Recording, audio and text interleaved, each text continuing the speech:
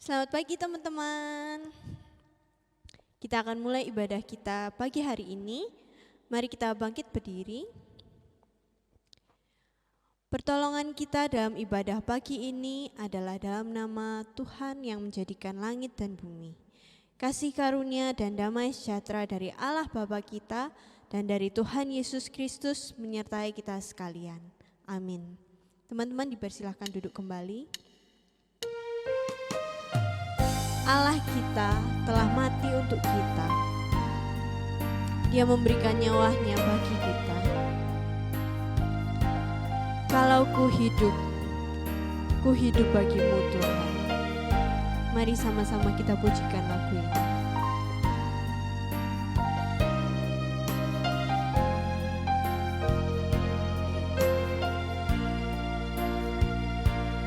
Yesus, kau kebenaran yang menyelamatkanku. Kau memberikanku hidup dan pengharapan.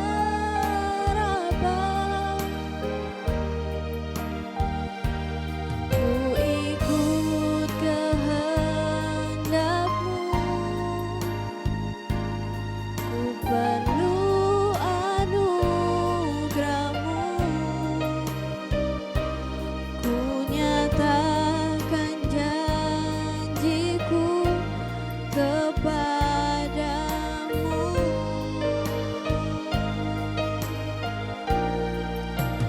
Kalau ku hidup bagimu, hatiku tetap menyembah-Mu. Dunia tak bisa menjauhkanku dari kasih-Mu. Selama ku hidup bagimu, mataku tetap memandang-Mu.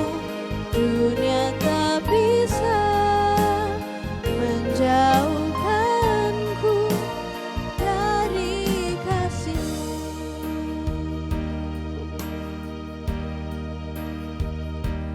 Yesus, kau kebenaran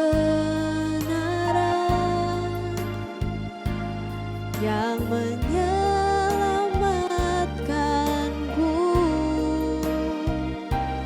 Kau memberikanku hidup dan pengharapan.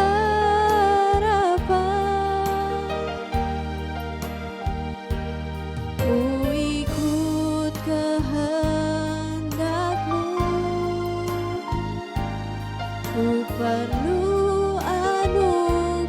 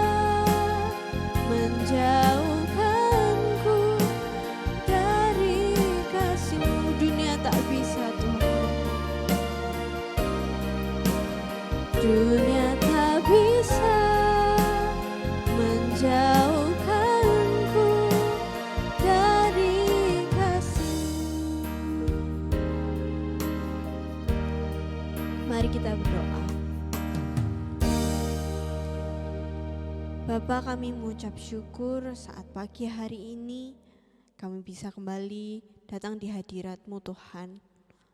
Tuhan, biarlah Engkau yang mempersiapkan hati kami dan biarlah kebaktian ini bisa berjalan dengan baik mulai awalnya hingga akhirnya. Kami menyerahkan semuanya ke dalam tangan-Mu Tuhan. Dalam nama Tuhan Yesus kami sudah berdoa dan mengucap syukur. Amin.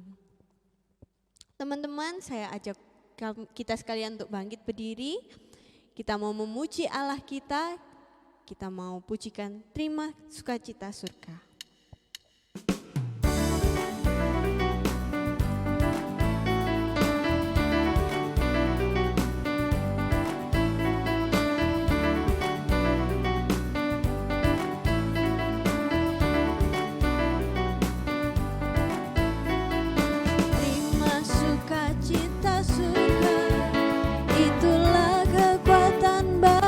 Jiwa ku dapat rasakan kasih-Nya di tengah badai yang bergelora.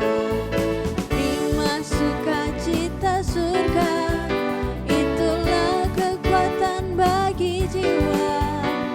Ku dapat saksikan kuasa-Nya, taklukkan badai yang bergelora.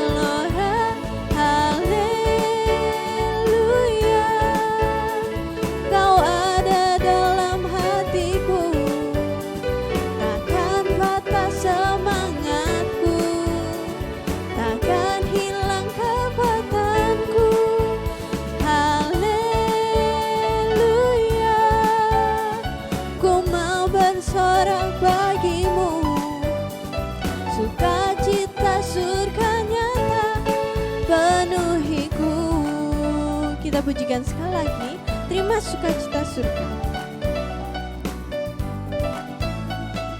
Terima sukacita surga, itulah kekuatan bagi jiwa. Ku dapat rasakan kasih-Nya di tengah badai yang bergelora. Terima sukacita surga, itulah kekuatan bagi jiwa. Ku dapat saksikan kuasa-Nya, taklukkan badai yang bergelora. Haleluya, Kau ada dalam hatiku, takkan patah semangatku, takkan hilang kekuatanku.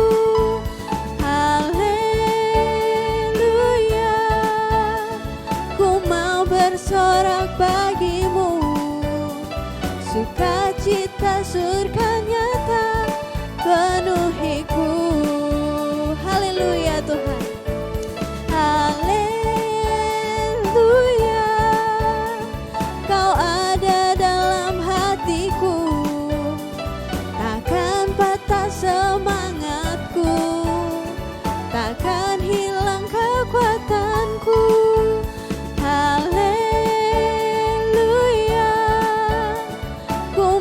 Bersorak bagimu, sukacita surga nyata penuhiku. Kemuliaan hanya bagi Tuhan kita. Kita mau memuji Tuhan sekali lagi. Kita mau sama-sama pujikan Tuhan yang benar.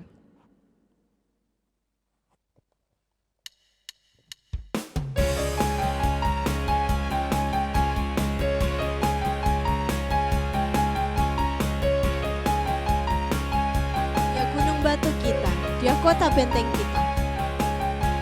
Mari sama-sama kita pujikan lagu. Kau gunung batuku dan Kau kota bentengku, tak akan ku ragu. Kau menjamin hidupku, Kau keselamatanku dan Kau yang membelaku, tak akan ku takut.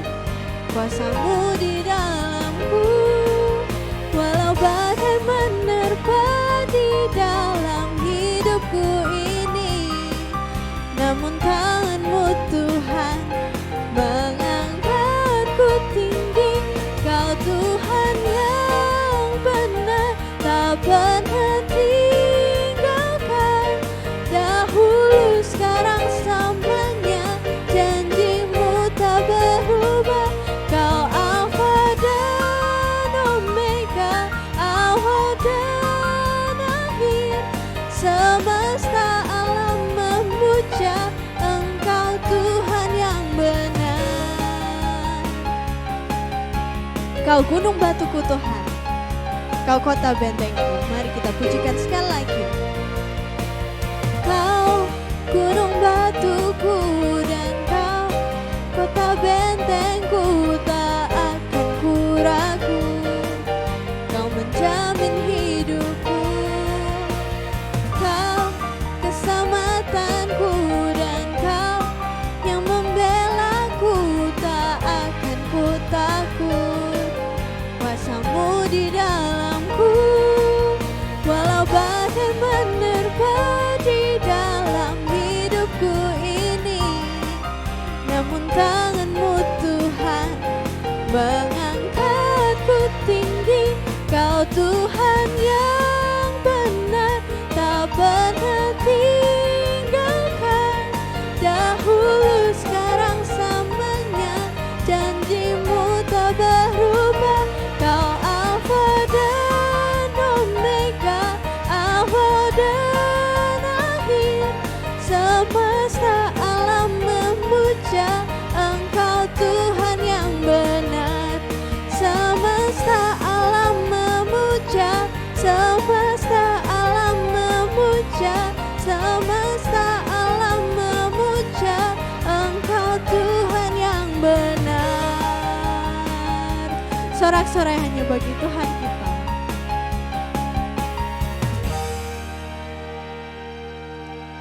Teman-teman, kita akan masuk dalam firman Tuhan. Mari sebelumnya kita pujikan lagu Ku Kan Setia.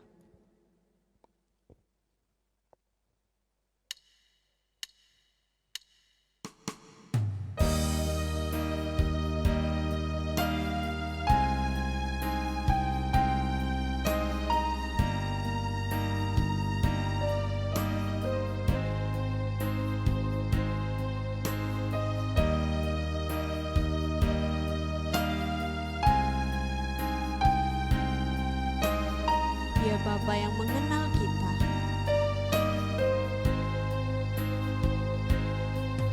Bapa, Engkau mengenalku lebih dari siapapun. Engkau tahu ceritaku dan isi hatiku. Tak peduli masa lalu, Engkau tetap memilihku. Ubahkanku, sempurnakan, jadi karya yang indah. Kini aku percaya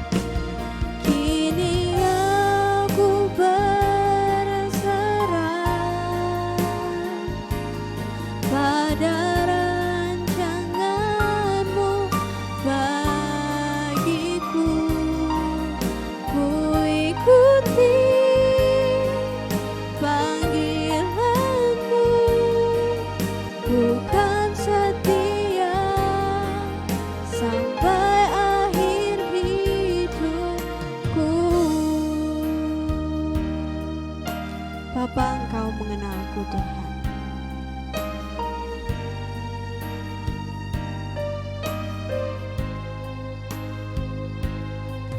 Bapa, Engkau mengenalku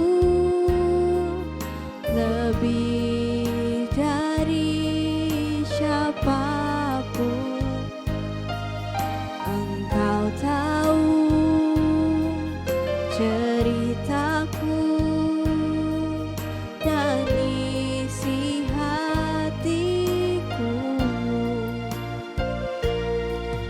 Tak peduli masa lalu, Engkau tetap memilihku. Ubahkanku, sempurnakan, jadi karya yang indah. Kini aku percaya tiada yang mustahil bagimu. Kuasamu kuatkanku, dasarku berharap. Kini aku berserah pada rancanganmu bagiku. Ku ikuti panggilanmu, bukan setia sampai akhir hidupku. Panggilanmu, bukan setia sampai akhir hidupku.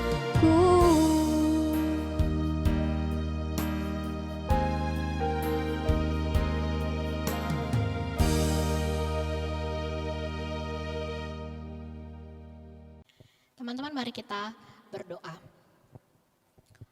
Bapa di sorga, pagi hari ini kami datang kepadamu. Terima kasih untuk kekuatan yang baru, hari yang baru, di minggu yang baru yang masih Tuhan sediakan kepada setiap kami. Bahkan Tuhan juga masih memberikan kesempatan kepada kami untuk sekali lagi mendengarkan kebenaran firman Tuhan. Mendengarkan Tuhan berbicara kepada kami.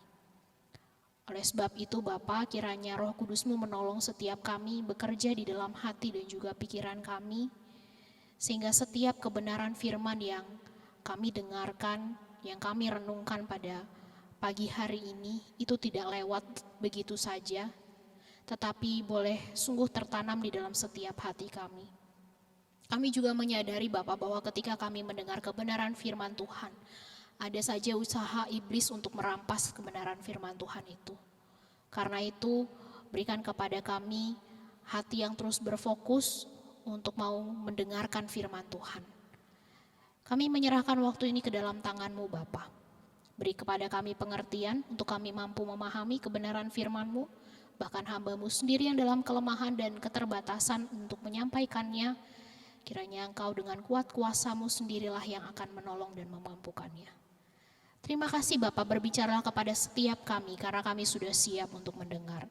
Di dalam nama Tuhan Yesus kami sudah berdoa. Amin. Selamat pagi teman-teman. Senang sekali rasanya bisa berjumpa dengan kalian meski kita masih belum beribadah secara tatapan, bertatap wajah. Masih secara virtual, tetapi kiranya hal ini tidak mengurangi rasa sukacita kita, bahkan sikap hormat kita pada saat kita beribadah. Teman-teman, saya mau mengawali khotbah saya pada pagi hari ini dengan beberapa pertanyaan. Pernahkah kalian selama menjadi murid Kristus itu merasa jenuh? Atau bahkan merasa malas sekali melakukan waktu teduh? Meski kalian sebetulnya sudah mengetahui kalau bersaat teduh itu sesuatu hal yang sangat penting dan kita sebagai orang Kristen tidak bisa meninggalkan hal itu, tapi kalian akhirnya memutuskan untuk mengabaikannya. Atau pernahkah kalian merasa males sekali untuk mengikuti persekutuan atau bahkan ibadah online yang sekarang kita lakukan? Meski teman-teman kita, para pengurus ya, kalian pasti dihubungi oleh para pengurus supaya kalian diingatkan untuk join di persekutuan, tapi tetap saja meski kalian sudah dihubungi, kalian mengabaikan ajakan itu begitu saja. Kalian terlalu malas sekali untuk mengikuti persekutuan yang diadakan. Atau pernahkah kalian merasa ketakutan, merasa sangat malu sekali untuk menceritakan Kristus kepada orang lain, kepada orang yang tidak percaya, atau yang sederhana saja seperti menceritakan pengalaman pribadi kalian bersama dengan Kristus, entah itu kepada teman-teman kalian, teman terdekat, atau juga kepada orang yang tidak kenal Tuhan, tidak kenal Kristus. Pernahkah kalian mengalaminya? Untuk mengajak teman saja, teman remaja, agape yang dekat dengan kalian, yang kalian tahu mereka gak pernah ikut persekutuan aja, kalian rasanya males, gak mau dan bahkan gak peduli. Pernahkah hal itu terjadi kepada kalian? Bahkan untuk menanyakan kabar mereka pun kalian merasa, aduh udahlah besok-besok aja. Besok dan akhirnya seterusnya tidak pernah itu terrealisasikan. Atau teman-teman, apakah saat ini kita sedang atau masih terikat dengan dosa-dosa tertentu yang sebetulnya kita ini tahu ini sesuatu hal yang gak benar, tapi kita terus kompromi dan melakukan itu tiap-tiap harinya. Saya gak tahu apa yang menjadi pergumulan kalian terhadap dosa-dosa tertentu, entah itu kecanduan dalam bermain games sehingga kalian lupa mengabaikan tugas sekolah yang harusnya kalian kerjakan, entah itu juga kecanduan nonton YouTube kan. YouTube kan sekarang lebih dari TV. Anak-anak zaman sekarang bahkan termasuk saya juga jarang nonton TV, tapi lebih banyak nonton YouTube. Bisa jadi kita kecanduan nonton YouTube, nonton drama Korea, melihat hal-hal yang berbau pornografi, ngomong kata-kata yang kasar, kata-kata yang kotor dan lain sebagainya. Kita tahu itu semua tidak baik, tapi kita masih terus suka melakukannya. Silakan teman-teman memikirkan kembali, mungkin kalian pernah mengalami itu semua yang tadi saya sudah tanyakan, atau bisa jadi saat ini kalian berada dalam posisi demikian. Merasa jenuh, merasa malas untuk membangun relasi dengan Tuhan, gak mau ikut persekutuan, gak mau ibadah, gak mau lepas dari dosa-dosa yang selama ini mengikat kalian, bahkan enggan juga untuk melayani Tuhan. Firman Tuhan hari ini akan mengingatkan kita teman-teman, supaya kita ini selalu waspada. Hidup bagi kerajaan Allah itu tidak mudah.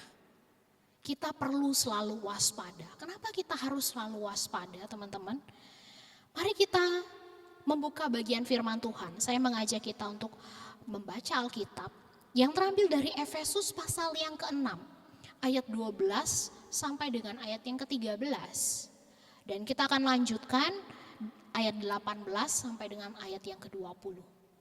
Saya ulangi sekali lagi, Efesus pasal 6, ayat 12 sampai 13.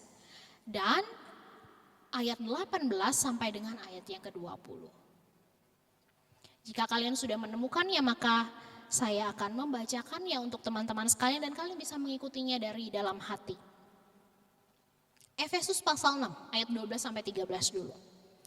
Karena perjuangan kita bukanlah melawan darah dan daging, tetapi melawan pemerintah-pemerintah, melawan penguasa-penguasa, melawan penghulu-penghulu dunia yang gelap ini, melawan roh-roh jahat di udara. Sebab itu, ambillah seluruh perlengkapan senjata Allah, supaya kamu dapat mengadakan perlawanan pada hari yang jahat itu. Dan tetap berdiri sesudah kamu menyelesaikan segala sesuatu. Ayat 18, Dalam segala sesuatu dan permohonan, berdoalah setiap waktu di dalam roh dan berjaga-jagalah di dalam doamu. Dengan permohonan yang tidak putus-putusnya untuk segala orang kudus. Juga untuk aku, supaya kepadaku, jika aku membuka mulutku, dikaruniakan perkataan yang benar, agar dengan keberanian aku memberitakan rahasia Injil, yang kulayani sebagai utusan yang dipenjarakan. Berdoalah supaya dengan keberanian aku menyatakannya sebagaimana seharusnya aku berbicara. Teman-teman, sedemikian jauh pembacaan firman Tuhan kita pada hari ini. Jika beberapa pertanyaan yang tadi di awal saya lontarkan kepada teman-teman sedang ataupun pernah kalian alami, maka seperti yang saya katakan tadi di awal juga, bahwa kita ini harus selalu waspada. Itu yang dikatakan oleh Paulus kepada orang percaya yang ada di Efesus dan juga kepada kita, orang percaya pada masa kini. Kenapa kita harus selalu waspada, teman-teman? Paulus menjelaskan kenapa kita harus waspada, karena hari-hari yang sedang kita jalani ini merupakan hari-hari yang jahat.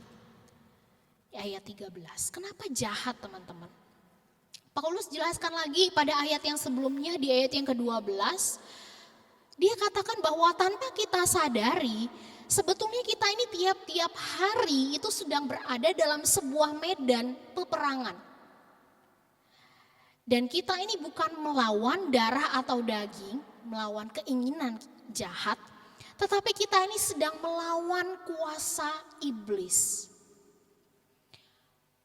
Ketika kalian malas saat teduh, malas buat persekutuan, gak mau lepas dari dosa, takut, enggan menceritakan Kristus kepada teman kalian, sebetulnya itu bukan hanya sekedar kalian sedang berusaha untuk melawan keinginan daging atau melawan keinginan jahat. Tapi pada saat itu, teman-teman, kalian itu sedang berhadapan, kalian sedang melawan kuasa iblis. Iblis dengan segala tipu dayanya itu berusaha untuk menghasut kalian untuk tidak taat kepada kehendak Allah. Membuat kalian gak peduli dengan orang lain, bahkan membuat kalian itu semakin hari semakin jauh dari Tuhan, bahkan meninggalkan Tuhan. Nah, itu semua merupakan pekerjaan iblis, teman-teman. Iblis itu menipu. Ingat di Kejadian pasal yang ketiga, sebelum kejatuhan manusia ke dalam dosa, iblis itu menipu Hawa. Dia mengatakan bahwa kalau Hawa memakan buah itu, maka dia akan menjadi sama seperti Allah. Tapi yang terjadi ketika dia dan suaminya Adam memakan buah itu, dia bukan menjadi sama seperti Allah, tetapi dia justru kehilangan kemuliaan Allah. Iblis itu menipu. Iblis itu juga menuduh dalam Zakaria pasal 3. Membuat kita akhirnya selalu merasa berdosa, merasa bersalah, merasa diri kita ini gak layak buat datang kepada Tuhan karena perbuatan dosa yang kita lakukan. Akhirnya kita memutuskan untuk gak mau ibadah, gak mau persekutuan, gak mau saat teduh. Karena iblis selalu mengatakan, kamu loh masih sering jatuh ke dalam dosa, kamu loh gak layak, masih berani mau datang kepada Tuhan. Iblis itu menuduh kita.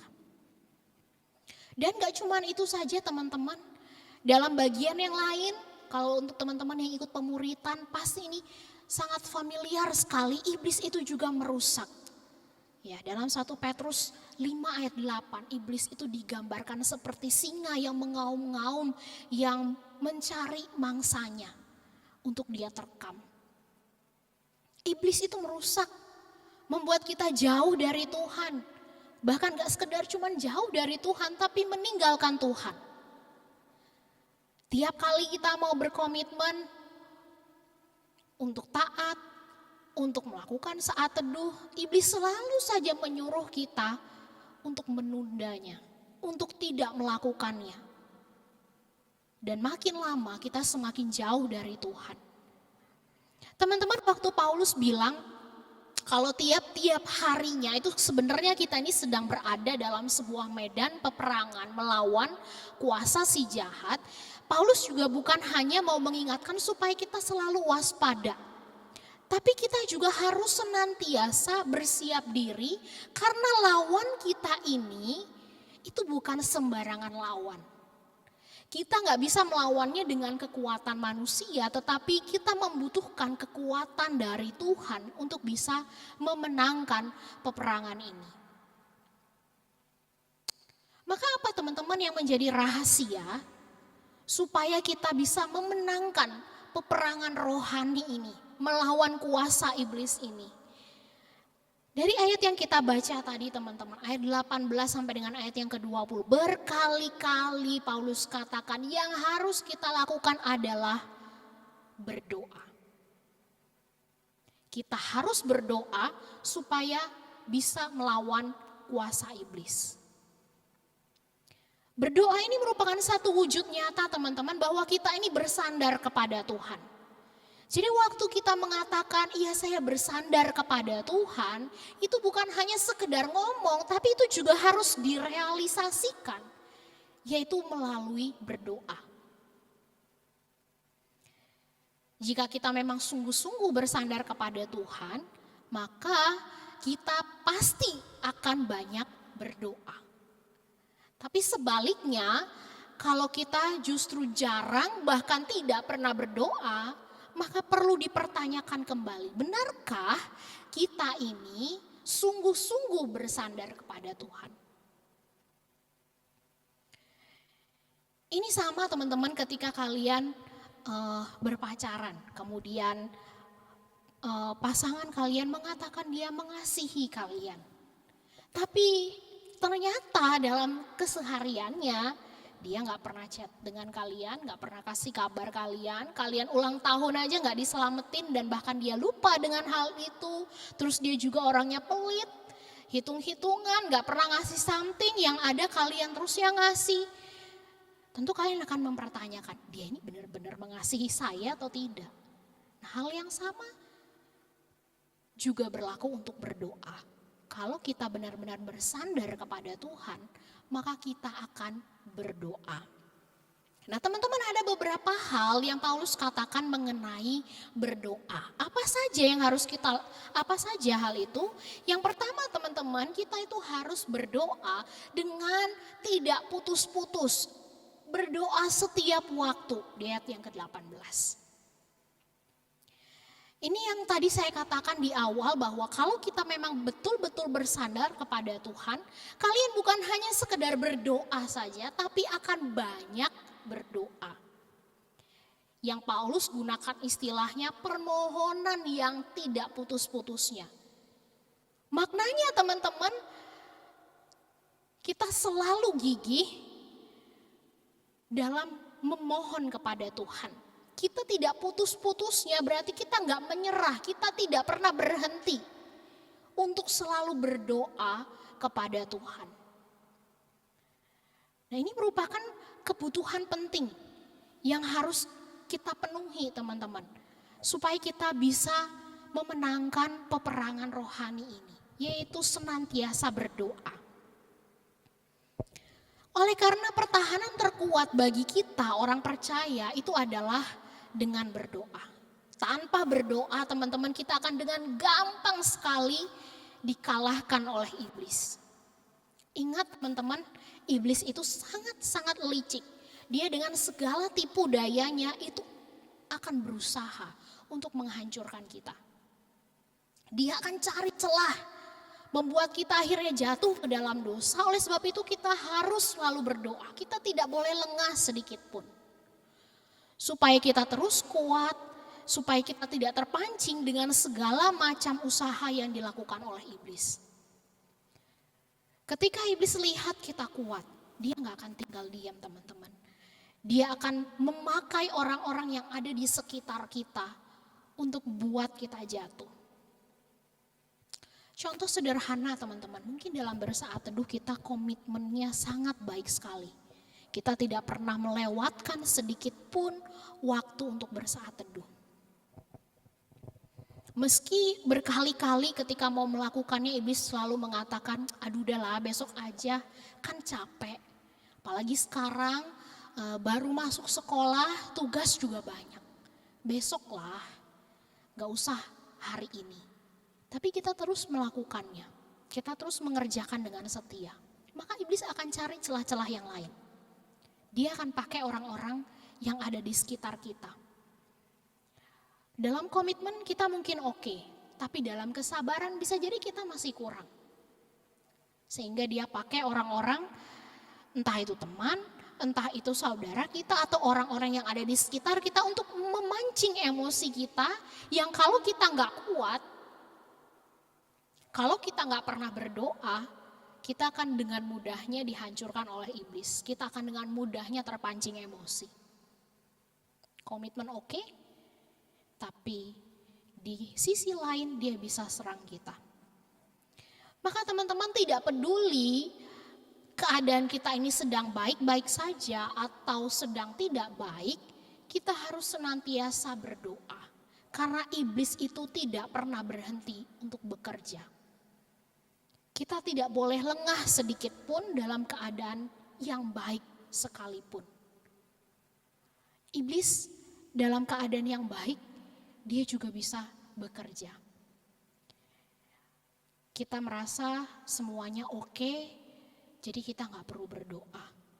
Kita gak perlu ibadah, kita gak perlu saat teduh, kita gak perlu bersekutu. Maka ketika hal-hal yang tidak baik itu terjadi, itu kita akan dengan mudahnya dikalahkan oleh iblis. Maka teruslah berdoa. Itu yang dikatakan oleh Paulus mengenai doa. Yang kedua teman-teman, yang dikatakan Paulus mengenai berdoa yaitu berdoa di dalam roh. Mendengar berdoa di dalam roh itu bukan berarti Paulus bilang kalau berdoa itu harus berdoa dengan menggunakan bahasa roh. Bukan demikian teman-teman. Tetapi maksud dari berdoa di dalam roh itu berarti kita berdoa dipimpin oleh Roh Kudus. Roma pasal 8 ayat 26 mengatakan bahwa Roh Kudus itu akan membantu kita untuk kita berdoa waktu kita gak sanggup untuk berkata-kata. Saya gak tahu kalian pernah mengalaminya atau tidak ya. Tapi ada satu masa di dalam kehidupan ini, karena pergumulan yang begitu berat, kita tuh kalau berdoa sampai udah gak bisa ngomong apa-apa lagi. Mungkin yang ada ketika kita berdoa itu cuma menangis saja. Nah pada waktu itulah teman-teman, Roh Kudus yang ada di dalam diri setiap kita, orang percaya itu akan membantu kita untuk berdoa. Dia yang akan menyampaikan apa yang sudah kita tidak bisa sampaikan lagi kepada Tuhan dalam doa. Berdoa dalam roh itu juga berarti teman-teman Roh Kudus itu memberikan kepada kita satu kepercayaan diri untuk kita berdoa. Masih di Roma pasal 8 ayat 15 sampai 16 di sana dikatakan kadang-kadang iblis itu berusaha untuk menuduh kita. Dengan mengatakan bahwa kita ini merupakan manusia yang berdosa, Tuhan itu tidak akan mendengarkan doa kita. Tapi Roma mengatakan teman-teman ketika kita sudah menerima Kristus sebagai Tuhan dan Juru Selamat, maka Roh Kudus yang diberikan kepada kita itu menjadi sebuah tanda bahwa kita ini adalah anak Allah. Jika kita ini adalah anak Allah, kita bukan hanya memiliki kepastian, keselamatan, tetapi kita juga bisa berseru kepada Bapa kita. Ini sama seperti kalian yang bisa dengan secara bebas ngobrol dengan orang tua kalian, dengan papa kalian. Kalian bisa ngomongin mulai dari hal-hal yang receh tentang apa yang terjadi kepada kalian selama satu hari itu atau sekedar curhat. Kalian juga bisa ngomongin hal-hal yang serius dengan mereka, dengan papa kalian. Dan kalian juga bisa meminta apa yang kalian butuhkan kepada dia, kepada papa kalian, kepada orang tua kalian. Nah demikian juga teman-teman kita dengan Bapa. Kita ini bebas datang kepada Tuhan. Kita bisa ngomong banyak hal termasuk apa yang menjadi kebutuhan kita dan apa yang menjadi kerinduan kita. Tapi yang paling utama juga teman-teman, dia bukan hanya sekedar mendengarkan semua apa yang kita katakan kepada dia, tapi dia juga akan menjawab sesuai dengan waktunya Tuhan. Itu yang kedua, yaitu berdoa di dalam roh. Yang ketiga teman-teman, berkaitan dengan doa, yaitu berdoa untuk segala orang kudus. Paulus ingatkan itu kepada jemaat yang ada di Efesus untuk jangan lupa berdoa bagi orang-orang kudus. Nah, siapa sebetulnya yang dimaksudkan dengan Paulus sebagai orang kudus ini dan kenapa kok kita ini harus mendoakan mereka juga? Nah, teman-teman, orang kudus yang dimaksudkan oleh Paulus di sini adalah semua orang Kristen. Dan tentu saja yang masih hidup itu harus terus kita doakan. Ingat teman-teman, kalau kita ini dulunya merupakan manusia yang berdosa.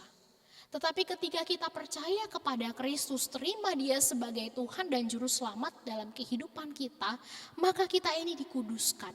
Kita ini disucikan dari segala dosa, itu sebabnya kita ini bisa datang mendekat kepada Allah.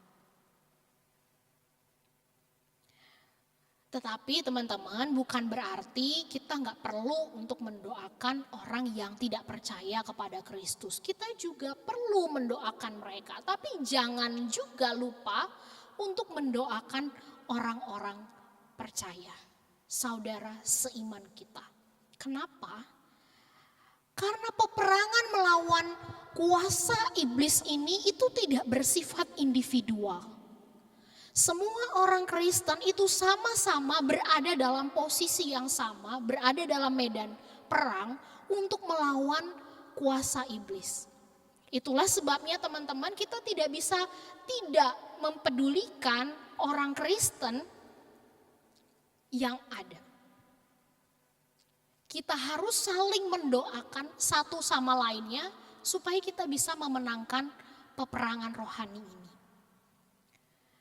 Teman-teman, ketika kita mendoakan orang kudus atau orang percaya, maka kita juga tidak bisa melewatkan untuk mendoakan para hamba Tuhan atau dan juga para misionaris.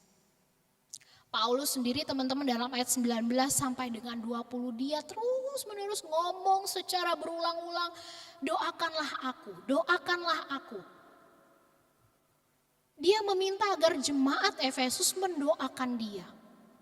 Kenapa teman-teman? John Calvin bilang, seorang bapak gereja, dia mengatakan bahwa para hamba Tuhan itu mendapatkan banyak sekali serangan dari iblis. Itulah sebabnya tidak ada satupun hamba Tuhan yang tidak membutuhkan dukungan doa dari saudara-saudara seiman selama mereka masih ada di dalam dunia. Hamba Tuhan itu juga merupakan seorang manusia biasa yang juga sama lemahnya dengan para jemaat. Yang kalau digoda oleh iblis itu juga bisa mengalami kejatuhan. Maka teman-teman, selagi berada di dalam dunia ini, hamba Tuhan membutuhkan banyak dukungan doa dari seluruh orang percaya. Paulus meminta agar jemaat di Efesus mendoakan dirinya, agar dia terus dimampukan untuk memberitakan rahasia Injil yang masih belum banyak diketahui oleh orang-orang. Agar dia bisa memberitakan dengan keberanian dan juga dengan benar sebagai seorang utusan Kristus. Nah, kedua hal ini sangat penting teman-teman bagi para hamba Tuhan. Memberitakan dengan benar dan berani. Ada hamba Tuhan yang berani untuk memberitakan Injil, tapi apa yang diberitakannya itu merupakan sesuatu hal yang salah. Bahkan tidak jelas sehingga jemaat Tuhan itu disesatkan karenanya. Tetapi ada juga para hamba Tuhan yang bisa memberitakan Injil dengan benar, dengan jelas, tapi mereka gak punya keberanian untuk memberitakannya. Nah, ini juga sesuatu hal yang sia-sia. Bisa tapi gak berani, itu sia-sia. Maka teman-teman doakanlah seluruh hamba Tuhan yang ada di Agape ini, bahkan hamba-hamba Tuhan yang lainnya, agar dimanapun mereka melayani Tuhan, mereka punya keduanya. Mereka berani untuk berkata-kata, dan kata-kata yang dikeluarkan itu adalah satu kebenaran. Sehingga yang dikatakan itu bukanlah sesuatu hal yang salah, yang bisa menyesatkan orang-orang yang mereka layani. Melalui hal ini teman-teman tampak sangat jelas sekali kalau peperangan secara rohani melawan kuasa iblis itu juga berkaitan dengan penjangkauan jiwa-jiwa. Melalui pemberitaan Injil sebagai wujud dari persaingan aktif memenangkan banyak jiwa untuk Tuhan. Sebagai akhir dari khotbah saya mau mengatakan teman-teman, selama kita ada di dalam dunia ini, kita akan terus berada dalam medan perang melawan kuasa iblis. Semua ini baru akan berakhir ketika kita dipanggil oleh Tuhan. Dan di waktu itulah kita juga akan mengetahui apakah kita ini sudah memenangkan peperangan atau justru kalah dalam peperangan. Sehingga selagi kita masih ada di dalam dunia ini, mari kita terus berdoa dengan tidak putus-putusnya untuk diri kita sendiri dan juga seluruh orang-orang kudus, supaya kita terus kuat di dalam Tuhan dan kita bisa terus hidup bagi Tuhan, sehingga melalui kehidupan kita nama Tuhan dipermuliakan. Tuhan Yesus memberkati saudara dan saya. Mari kita berdoa. Bapa di sorga, firman-Mu sudah berhenti diberitakan. Tetapi Roh Kudus di dalam setiap hati kami itu tidak pernah berhenti bekerja. Karena itu tolonglah kami, supaya dalam waktu-waktu yang ada ini kami boleh dengan waspada. Kami mempersiapkan diri kami dengan baik. Kami banyak berdoa supaya ketika iblis berusaha dengan segala tipu muslihatnya menjatuhkan kami tetap kuat di dalam Tuhan. Kami tetap bisa hidup bagi kemuliaan nama Tuhan. Tolonglah kami ya Bapa, karena kami begitu lemah dan begitu terbatas. Kami butuh kekuatan dari Engkau. Terima kasih ya Bapa. Di dalam nama Tuhan Yesus kami sudah berdoa. Amin. Sebagai respon dari firman yang baru saja kita dengar, mari kita pujikan kembali lagu Sampai Akhir Hidupku.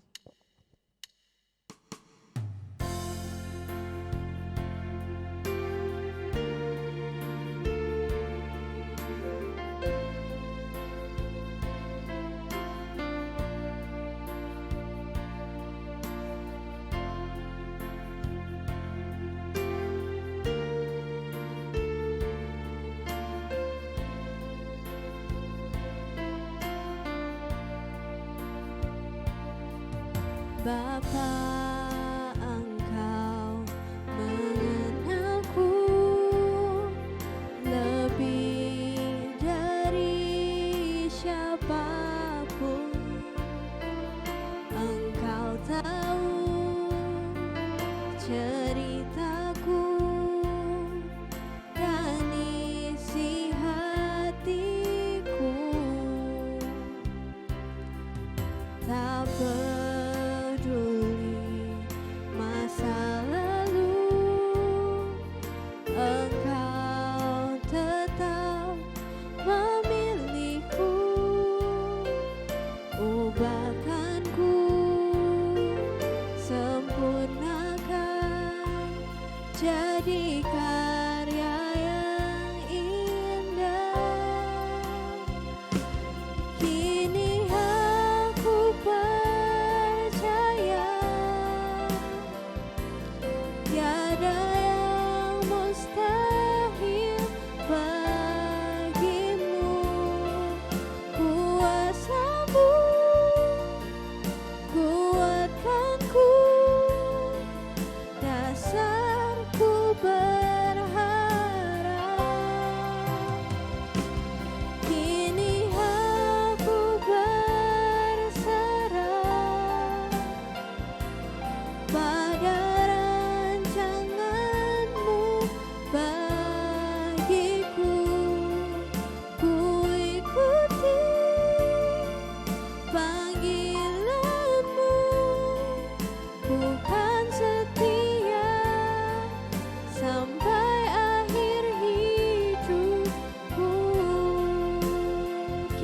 Aku percaya Tuhan.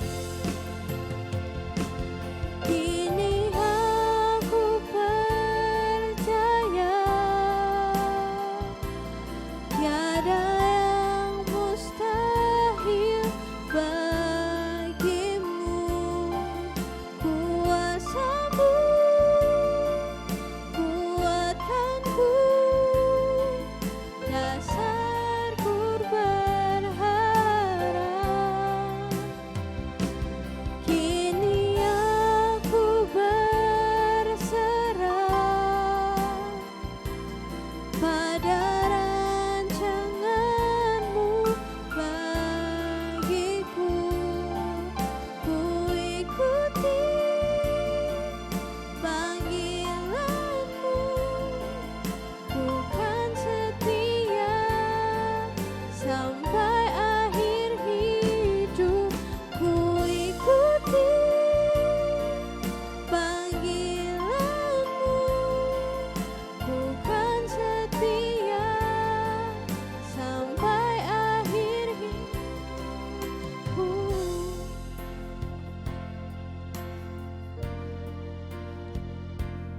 Bapa, pada pagi hari ini kami mau berserah kepada Tuhan. Kami mau menyerahkan pokok-pokok doa kami kepadamu. Secara khusus kami teringat untuk bangsa dan negara kami yang sampai dengan hari ini masih terus berjuang melawan COVID-19. Kami berdoa untuk setiap usaha yang sudah dilakukan pemerintah sampai dengan saat ini untuk menanggulanginya. Kiranya semuanya itu juga boleh berjalan dengan baik, dan kami juga sebagai masyarakat, kami juga boleh patuh, kami menjaga kesehatan diri kami sendiri karena itu juga untuk kebaikan kami masing-masing. Kami juga teringat untuk orang tua kami yang sampai dengan hari ini masih harus pergi bekerja. Kiranya Tuhan juga yang menjaga dan melindungi mereka, keluar masuk mereka dari pintu rumah, sehingga mereka juga aman dalam perlindungan daripada Tuhan. Kami juga berdoa untuk kerohanian kami sebagai remaja. Kiranya kami juga boleh semakin hari semakin bertumbuh di dalam Tuhan melalui pemuritan yang dilakukan, melalui persekutuan yang diadakan. Kami juga boleh semakin mengenal Tuhan lebih dalam lagi, dan kami boleh semakin dewasa di dalam kerohanian. Pagi hari ini kami juga memberikan persembahan kepadamu. Kami tahu ini tidak seberapa, tapi kiranya persembahan ini juga dapat menjadi berkat, dapat dipakai bagi pekerjaan Tuhan di tempat ini, dan berkati juga untuk para pengelolanya. Terima kasih ya Bapa, kami kembalikan segala pujian dan hormat kami kepadamu. Dalam nama Tuhan Yesus kami berdoa, amin. Teman-teman dipersilakan bangkit berdiri. Kita akan pujikan doksologi.